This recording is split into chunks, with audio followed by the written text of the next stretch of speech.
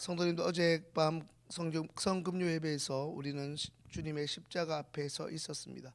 다 이루었다 말씀하신 우리 주님의 마지막 외침, 그 외침이 끝난 뒤 예수님은 숨을 거두셨고, 그로 인해 온 세상은 한마디로 정적과 침묵으로 가득했습니다. 그리고 오늘 우리는 그 다음 장면과 이제 마주하게 되는데요. 예수님은 이미 돌아가셨고, 그러자 소용한 사람들이 이제 움직이기 시작합니다. 십자가의 고통과 절규는 끝이 났고 이제 남은 것은 고요와 침묵입니다. 성도님도 어쩌면 언제부터인가 우리도 그런 시간 속을 보내고 있는 것 같습니다. 누구보다 열심히 기도했지만 아무런 응답이 없는 날들이 계속해서 이어지고, 누구보다 열심히 삶을 살아왔지만, 특별히 믿음 생활을 해왔지만 아무 일도 일어나지 않는 현실, 도무지 하나님이 나에게 아무런 말씀도 하지 않으시는 것 같은 이 침묵의 길고 긴 시간들, 이런 상황과 삶의 현실 가운데 갇혀 있는 우리는 계속해서, 그리고 언제부턴가 계속 하나님을 향해 도망치고만 싶습니다. 그런 하나님은 오늘 마치 하나님의 침묵과도 같았던 그런 우리의 삶의 한가운데에서 우리를 부르십니다. 39절 말씀 함께 읽습니다. 예수를 향하여 섰던 백부장이 그렇게 숨지심을 보고 이르되 이 사람은 진실로 하나님의 아들이었도다 하더라. 방금 읽은 본문을 보면 놀랍게도 이 침묵의 순간에도 하나님은 여전히 우리 가운데에서 일하고 계셨음을 확인하게 됩니다. 이 사람은 진실로 하나님의 아들이었도다. 성도님들, 이 놀라운 고백은 유대인이 아닌 당시 로마의 군인이 십자가 아래에서 한 것입니다. 그리고 침묵 속에 또 다른 누군가가 또한 움직이기 시작합니다. 43절 말씀 함께 읽습니다. 아리마대 사람 요셉이 와서 당돌이 빌라도에게 들어가 예수의 시체를 달라 하니 이 사람은 존경받는 공회원이요 하나님의 나라를 기다리는 자라. 아멘.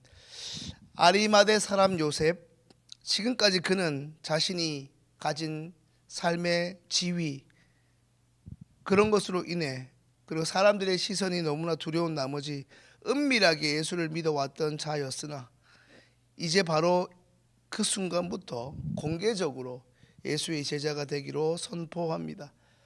그동안 사람들의 시선을 피하고 사람들의 평가가 두려워하기만 했던 그가 성경에 기록된 것처럼 43절의 말씀처럼 당돌할 정도로 이제 빌라도에게 나아가 예수님의 시신을 달라 말하고 자신의 무덤을 예수께 내어드리기까지 합니다.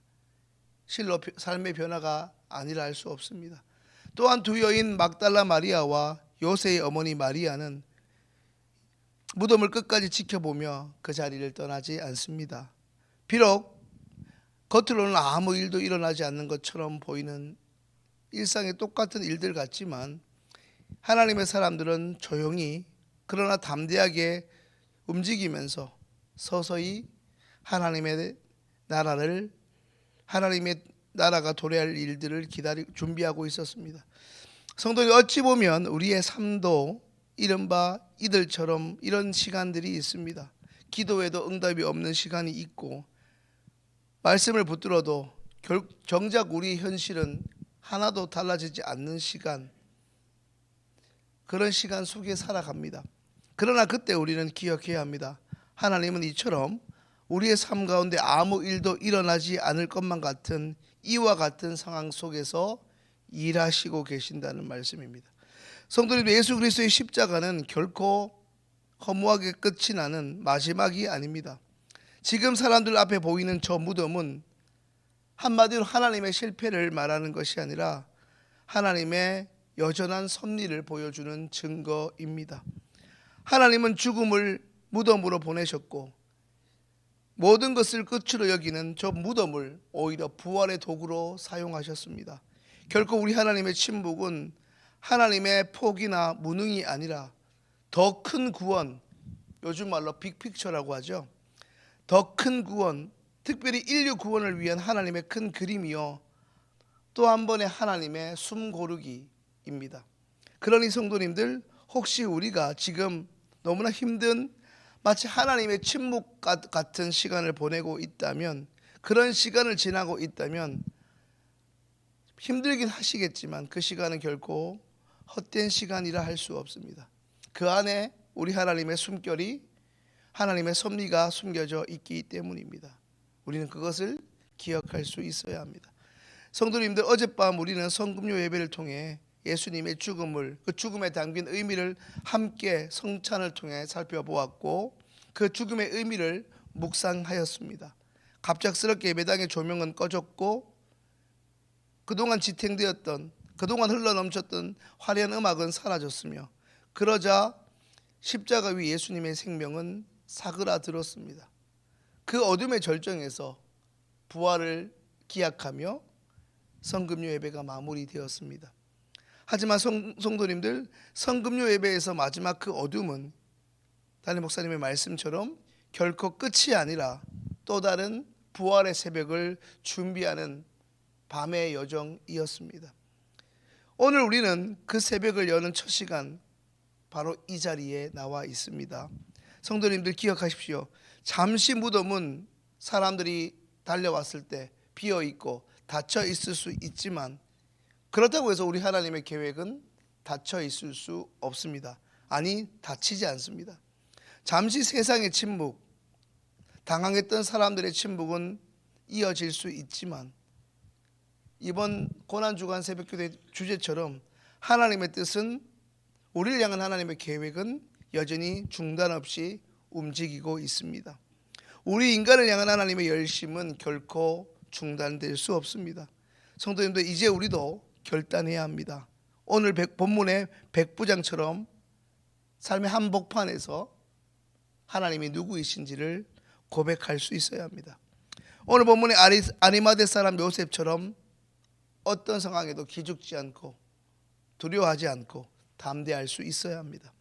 두 마리아처럼 예수님의 빈 무덤, 바로 그 자리를 지키는 믿음의 사람이 되어야 합니다.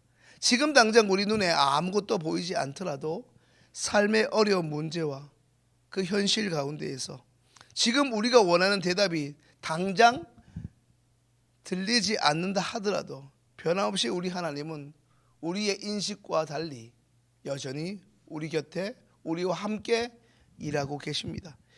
성도님들, 십자가는 결코 죽음과 절망의 상징이 아니라 이 땅에 하나님 나라가 임하기를 꿈꾸는 우리 믿는 자들에게 생명과 소망의 증거입니다. 성도님들, 예수 그리스도의 죽음으로 인한 잠깐의 그 침묵, 하지만 우리 주님의 부활은 반드시 우리의 삶에도 시작될 것입니다. 그러므로 성도님들, 이 새벽 내일 있을 부활의 주님을 바라보며 소망의 믿음으로 기다릴 수 있기를 소망합니다. 머지않아 그 기다림 위에 주님의 놀라운 생명과 빛이 우리에게, 우리의 삶 가운데 임하게 될 것이기 때문입니다. 기도드리겠습니다.